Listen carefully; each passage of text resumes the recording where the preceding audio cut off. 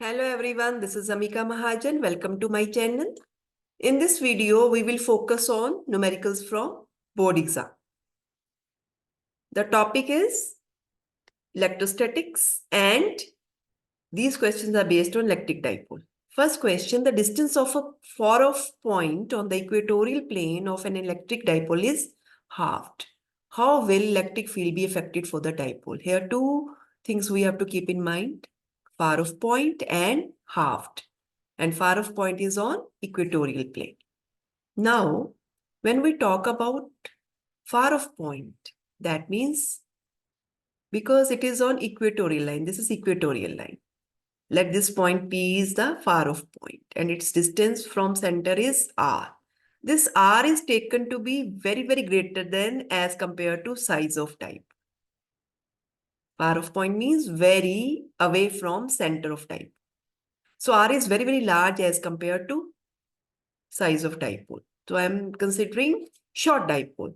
So electric field at a point on equatorial line due to short dipole will be given by putting A equal to 0 in this formula. This is the formula for electric field at a point on equatorial line due to electric dipole.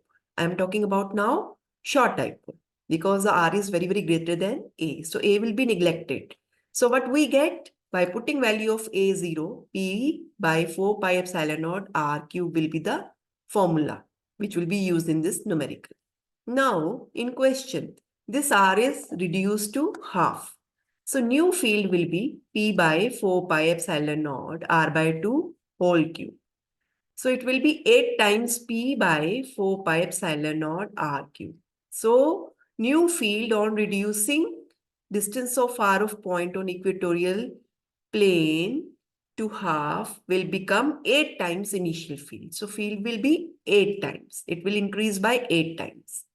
Next question, two identical dipoles are placed along diagonals of square of side √2 meter. So this is the square. One dipole is placed along AC. Dipole is actually system consisting of two equal and opposite charges separated by distance. अगर हम ये distance R ले लें तो हमें पहले क्या निकालना है R की वैल्यू. ये भी R होगा क्योंकि डायगोनल की लेंथ सेम रहती है स्क्वायर में. तो अगर हमने ये R निकालना है यानी BD square equal to DC square plus BC square. क्यों मैंने ये फॉर्मूला लिया? बिकॉज ये राइट एंगल ट्रायंगल है DCB. सो पाइथागोरस थ्योरम लगाई तो √2 का होल स्क्वायर प्लस √2 का होल स्क्वायर. तो मुझे अगर BD लेना है तो स्क्वायर रूट लेना पड़ेगा. So it will be 2 plus 2. √4 will be 2. So diagonal length क्या आई 2 metre.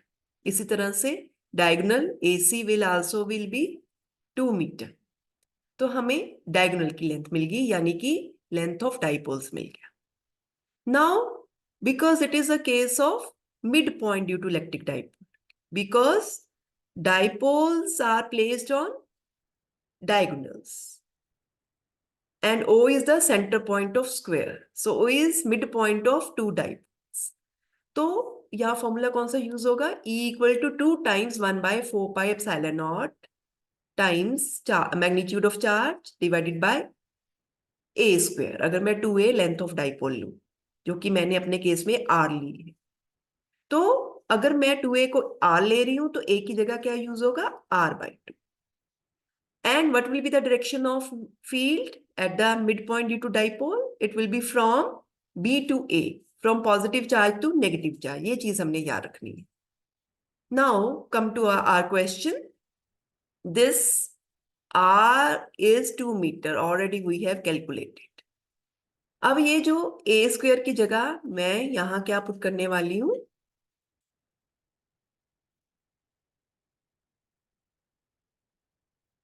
R by 2 whole square. क्यों ऐसे ले रही हूं R by 2 होल स्क्वायर? क्योंकि मैंने 2A को R ली है तो A नेचुरली R by 2 होगा. Now what we do, mid point पे डाइपोल की वजह से जो फील्ड है वो कहां से कहां है? पॉजिटिव से नेगेटिव चार्ज की तरफ. अगर मैं AC के अलोंग फील्ड E1 ले लूं तो ये फील्ड इस तरफ मिलने वाला है एट मिड पॉइंट।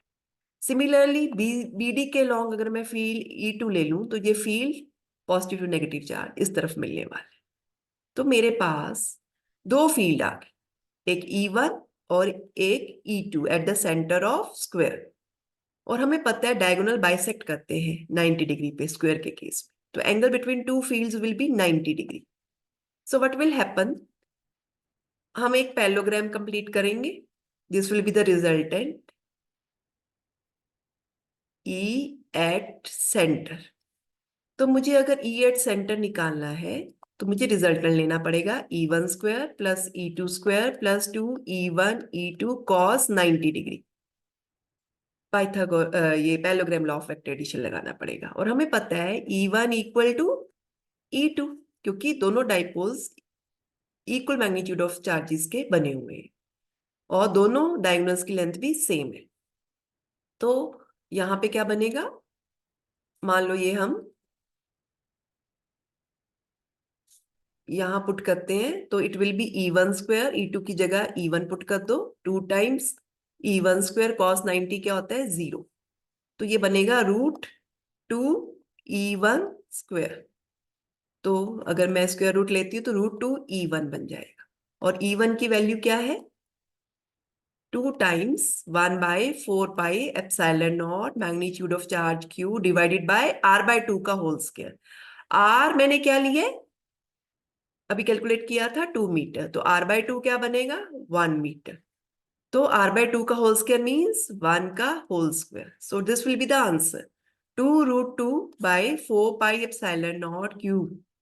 या तो इसको ऐसे ही छोड़ दो या इसको ऐसे लिखो √2/2πε0 Q।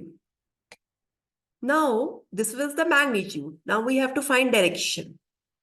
अगर मान लो ये एंगल बीटा बना रहा है E2 के साथ, तो बीटा क्या बनता है tan बीटा,